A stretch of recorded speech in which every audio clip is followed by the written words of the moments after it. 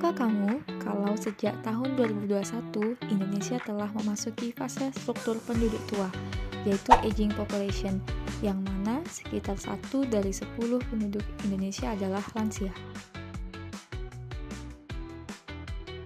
Cahyaningrum pada tahun 2022 menjelaskan bahwa lansia dibagi menjadi 3 kategori berdasarkan umurnya, yaitu lansia muda pada rentang usia 60-69 tahun, lansia madya di rentang usia 70-79 tahun, dan lansia tua yang berada di rentang usia 80 tahun ke atas.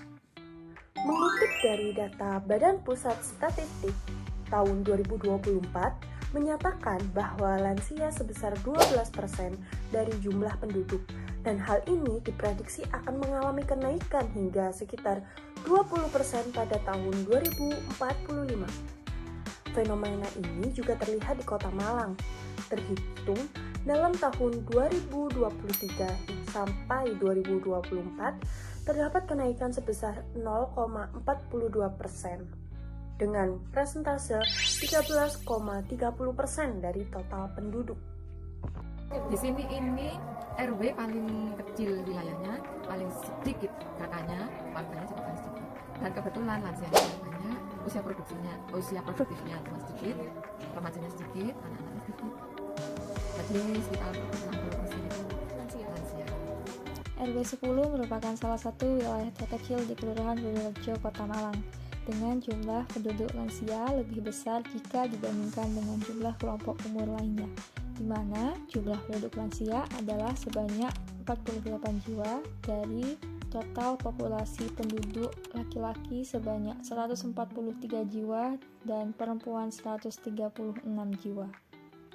Adanya pertambahan jumlah penduduk usia lanjut tentu membawa tantangan tersendiri. Banyak lansia yang hidup seorang diri karena pola keluarga berubah menjadi keluarga kecil yang akhirnya menimbulkan rasa kesepian dan kejenuhan karena aktivitas fisik yang berkurang. Dia menunjukkan padaku supaya ikut aja udah daripada di rumah ya. Tapi nganggur nganggur ya dulu sama suami, sekarang nggak ada, kasihan ya. Makanya sering-sering ikut kegiatan Iya. untuk menghilangkan rasa bosan. Nah, ke 2 hari sekali ke Rampas itu Mbak. Kan dekat sendiri, kadang sama ketemu teman ya teman. Meskipun jumlah lansia di wilayah RW 10 tersorot karena paling banyak dari kelompok umur lainnya, akan tetapi kehadiran lansia yang berpartisipasi dalam kegiatan posyandu mengalami penurunan. Hal ini disebabkan oleh kondisi kesehatan yang menurun, emosi yang tidak stabil. Di sini ada 3 lansia yang stroke, kemudian ada yang sakit, ada yang gawat itu.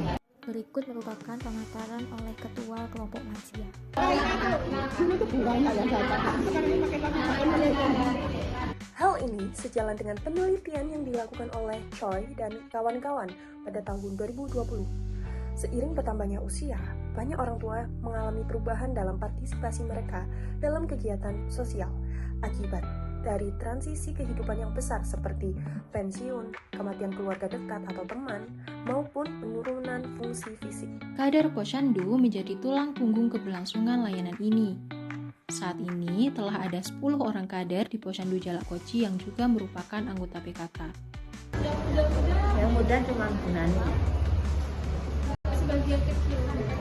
Satu ya. Yang 9 orang itu lansia semua. Meskipun sederhana, pelayanan posyandu lansia memiliki peran penting, mulai dari pengecekan kesehatan rutin seperti tensi, berat badan, konsultasi ringan, pemberian vitamin, dan kebutuhan lansia. Selain itu, juga terdapat kegiatan senam, hingga penyuluhan kesehatan. Semua kegiatan ini membantu mencegah penyakit, meningkatkan kualitas hidup, dan memberikan ruang sosial bagi para lansia untuk berinteraksi. Di luar pemeriksaan rutin, melalui posyandu, kegiatan-kegiatan lain pun ikut dilaksanakan. Contohnya, pengajian, arisan khusus lansia, pembuatan aneka makanan dan minuman tradisional, serta pembuatan kerajinan yang bisa melatih kreativitas para lansia. Sebagai ruang layanan kesehatan dan aktivitas sosial bagi lansia, Posyandu Jalakkoci RW 10 Kelurahan Purworejo Kota Malang dapat kita analisis menggunakan teori aktivitas oleh Havigers. Aktivitas berperan penting dalam membantu lansia menggantikan peran-peran hidup yang perlahan hilang, terutama ketika aktivitas tersebut bermakna dan memberikan kepuasan, seperti terlibat sebagai kader posyandu. Proses menua dipandang sebagai tantangan untuk tetap merasa muda dan mempertahankan pola hidup yang aktif. Dalam perspektif psikososial, teori aktivitas menekankan pentingnya keterlibatan lansia dalam kehidupan bermasyarakat. Konsep diri lansia sangat dipengaruhi oleh peran dan aktivitas yang mereka jalani. Ketika peran tersebut hilang, kepuasan hidup pun dapat menurun. Kesimpulannya adalah kondisi lansia RW 10 menunjukkan tantangan kesepian, tinggal seorang diri, dan penurunan fisik dapat diatasi melalui aktivitas komunitas seperti terlibat dalam kegiatan posyandu. Dengan terlibat di kegiatan posyandu, tugas perkembangan lansia menurut Havigers dan Duval dapat terpenuhi.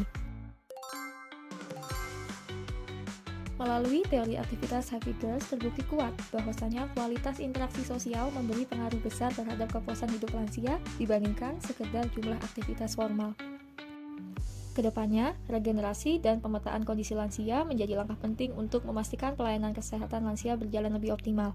Di sisi lain, partisipasi aktif keluarga, masyarakat, dan pemerintah setempat menjadi kunci agar lansia dapat hadir secara rutin. Melalui kolaborasi yang berkelanjutan, posyandu lansia tidak hanya berfungsi sebagai layanan kesehatan, tetapi juga menjadi ruang pemberdayaan sosial yang mampu meningkatkan kualitas hidup lansia secara menyeluruh.